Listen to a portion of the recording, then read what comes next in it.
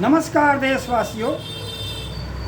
आज मैं संविधान के हो रहे अवमानना, उसके ऊपर हमले को लेकर के आपके सामने कुछ सवाल ज़रूर पर विचार करूंगा। साथियों, अभी आपके सामने आपने देखा कि देश के आज़ादी के बाद सर्वोच्च न्यायालय में, देश के सुप्रीम कोर्ट में एक अम्बेडकरवादी, एक बुद्धवादी B.R. Gavai chief justice of India बने।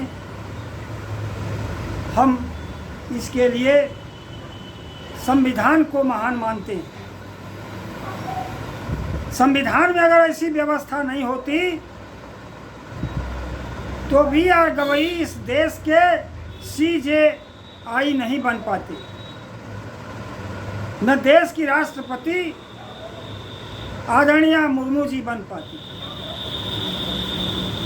एक अजब गजब का संजोग है कि एक राष्ट्रपति जो आदिवासी महिला हैं और एक बुद्धवादी अम्बेडकरवादी CJI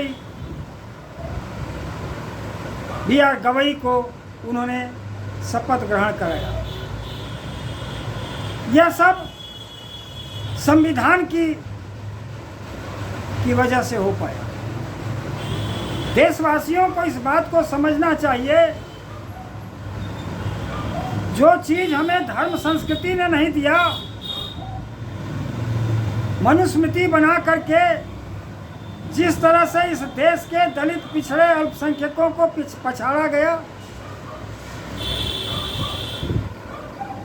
दलित पिछड़ों को दोयम दर्जे का इंसान तक नहीं माना गया, आज संविधान की बदौलत देश की सर्वोच्च कुर्सी पर बैठने का अवसर भी मिला। लेकिन जो तथाकथित मनुवादी लोग हैं, जो देश के संविधान को नहीं मानते, न कभी मानते थे, न राष्ट्रीय झंडा को माने। संविधान जब बाबा साहब ने राष्ट्रपति को परोसा, उसके बाद रामलीला मैदान में जाकर के जिन लोगों ने संविधान की प्रतियां जलाई, आज धर्म का बतंडा फैला करके इस देश के, भारत देश के बहुसंख्यक लोगों को अंधभक्ति में अब से अपने जोड़ लिया, मनुवाद के साथ अपने जोड़ लिया और नाना प्रकार का अत्याचार उनके ऊपर करते रहे। लेकिन आंख नहीं खुली। जिस समय देश का संविधान परोसा जा रहा था, उस समय देश में इस तरह की शिक्षा व्यवस्था नहीं थी, न देश में इस तरह से आज के तारीख में जो पढ़े लिखे लोग हैं वो नहीं थे। लेकिन संविधान लागू होने के बाद जो सबसे बड़ा देश के अंदर घटना घटी कि जो सामाजिक क्रांति के बुजुर्ग थे, महात्मा फूले, सावित्रीबाई फूले, साहू महाराज, पेरियार रामास्वामी नायकर, बाबा साहब अम्बेडकर को पाठ्यक्रमों में नहीं पढ़ाया गया। BA में तमाम सर्वोच्च शिक्षा प्राप्त करने के बाद इस देश के नौजवान नहीं जान पाए कि इस देश के सामाजिक क्रांति के जनक कौन कौन लोग थे। छिपाया गया, जिसका कारण है कि आज 100 साल के लगभग होने जा रहा है, RSS ने अपने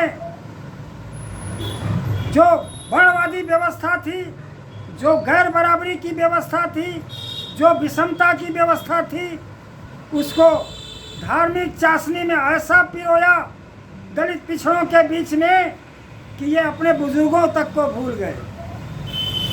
और आज भी आपने ये देखा, संविधान सर्वोच्च है, लेकिन क्या मनुवादी संविधान को सर्वोच्च मानते हैं?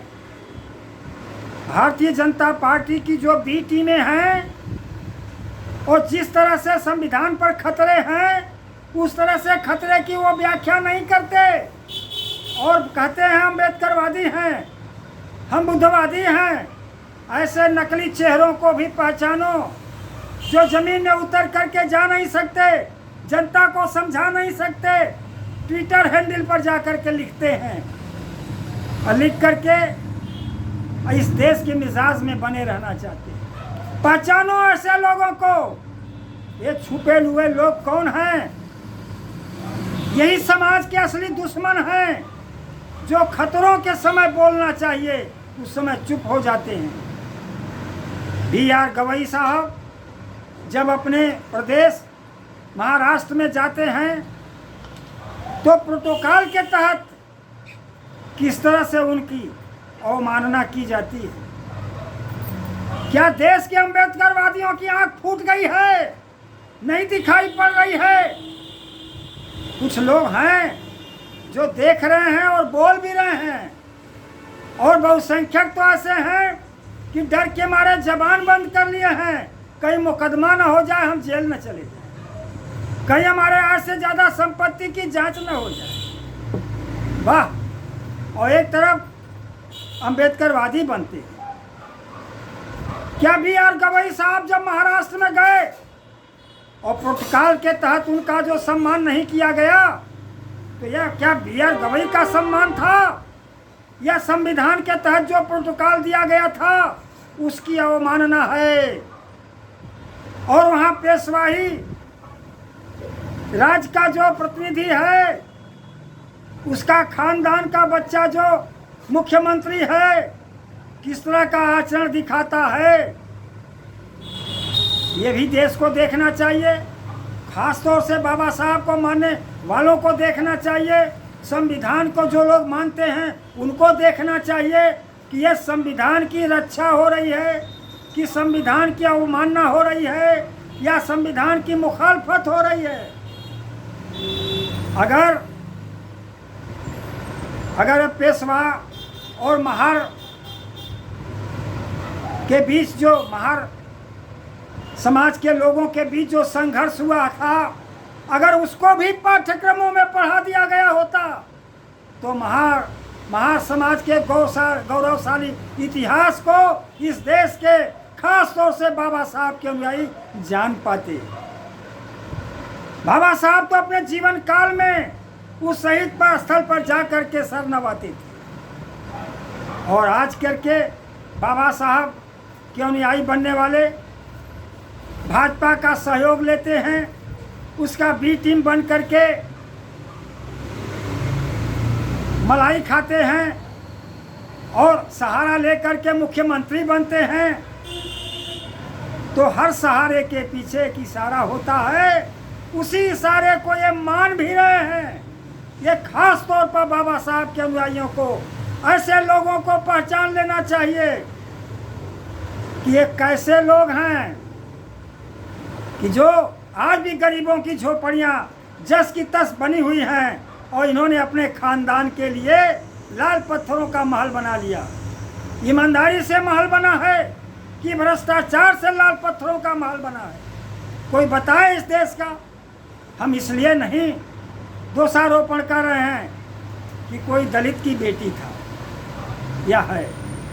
हम ये कह रहे हैं कि बाबा साहब को मानने वालों को बाबा साहब का इतिहास पढ़ना चाहिए, मान्यवर कांसीराम का भी इतिहास पढ़ना चाहिए कि उन्होंने कैसे अपना जीवन जिया, और तब अपने जीवन शैली पर विचार करना चाहिए कि ये बाबा साहब के मिशन का दृष्टिकोण है लाल पत्थरों का महल। और फतवा दिया जाता है और दलित पिछड़ों को बरगलाया जाता है, बहकाया जाता है। ऐसे लोगों से सावधान होने की ज़रूरत है, और संविधान हर क्षण उसकी अवमानना हो रही है। अभी आपने देखा एक यूनिवर्सिटी के प्रोफेसर अली खान ने सोशल मीडिया पर कुछ लिख दिया, और जो लिखा है उसको भी देशवासी पढ़ लें और पढ़ कर के बताएं कि उसमें क्या आपत्तिजनक चीज़ें थी। मुकदमा हो जाता है, FIR हो जाता है, रिमांड भी हो जाता है। ये सब क्या है? देखो, नौकरी मांगोगे लाठियां खाओगे, पढ़ने की बात करोगे तो शिक्षा मांगी कर दी जाएगी, किताब और कॉपी पर पेंसिल पर GST लगा दिया जाएगा।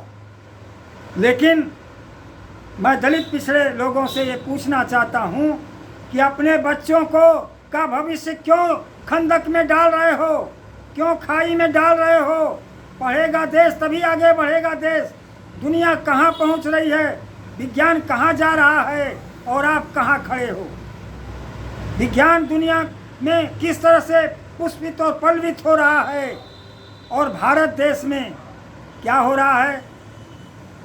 एक यूनिवर्सिटी का प्रोफेसर गोबर से लिपाई कर रहा है, गोबर की पढ़ाई हो रही है, गोबर मूत्र की पढ़ाई हो रही है। ये क्या हो रहा है? अरे कब तक आप सबके दिमाग में, इस देश के बहुसंख्यक के दिमाग में गोबर भरा रहेगा? अपना दिमाग साफ करो। अगर बाबा साहब को मानते हो, जय भीम करते हो, जय संविधान करते हो, तो मानववादी बनो। मानो दलित जो अपना ये कहे कि बाबा साहब हमारे थे, ये झूठ बात है।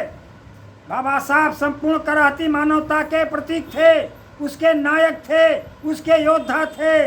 वो दलितों के ही मात्र नहीं थे। उन्होंने दलितों के नाम पर रिजाइन नहीं किया था। दलितों के लिए ही मात्र संघर्ष मनुवादी व्यवस्था से नहीं कर रहे थे। संविधान को आज जब कटघरे में रखा जा रहा है, तो देशवासियों से मेरा विनम्र प्रार्थना है, बचा लो अपना संविधान।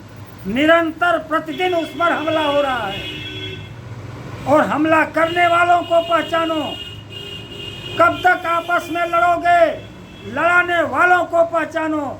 जिस दिन लड़ाने वालों को पहचान जाओगे, उस दिन देश में परिवर्तन आएगा और मनुवाद का राज जाएगा और मानववाद का राज आएगा, संविधान का राज आएगा और देश खुशहाली की तरफ बढ़ेगा। तो आप समझो, संविधान आज भी मैं कह रहा हूँ 100% खतरे में है। विदाई करो मनुवादी सरकार की। अगर मनुवादी सरकार की विदाई करने का जन जन में अभियान नहीं चलेगा, शिक्षा और स्वास्थ्य का पैगाम लेकर के अगर जन जन तक हमारे नौजवान पढ़े लिखे लोग नहीं जाते हैं, तो देश के साथ, संविधान के साथ एक गद्दारी माना जाएगा। आप पढ़ लिख लिए हैं आज़ाद भारत में, तो केवल अपने लिए पढ़े हैं कि जो इस देश में नहीं पढ़ सका है, जो इस देश में इस व्यवस्था को नहीं जान सका है, इस वर्णवादी व्यवस्था को, इस विषमतावादी व्यवस्था को जो नहीं जान सका है, उसको बताने के लिए, जनाने के लिए, समझाने के लिए, एजुकेट करने के लिए बाबा साहब ने आपको कहा है, दलित पिछड़े लोगों से कहा है, जाओ अपने लोगों को एजुकेट करो इस शोषण की व्यवस्था के प्रति, तब आपका संविधान बच पाएगा। आज संविधान बचाने की लड़ाई है, आवाम के तरक्की की बात है, अपने बच्चों की खुशहाली का सवाल है। इन सवालों पर आप चुप मत बैठो, लिखो। लिख नहीं सकते हो तो बोलो, नहीं बोल सकते हो संघर्ष करो, कुछ करो। इन्हीं बातों के साथ वाणी को विराम देता हूँ। जय भीम, जय संविधान, जय भारत।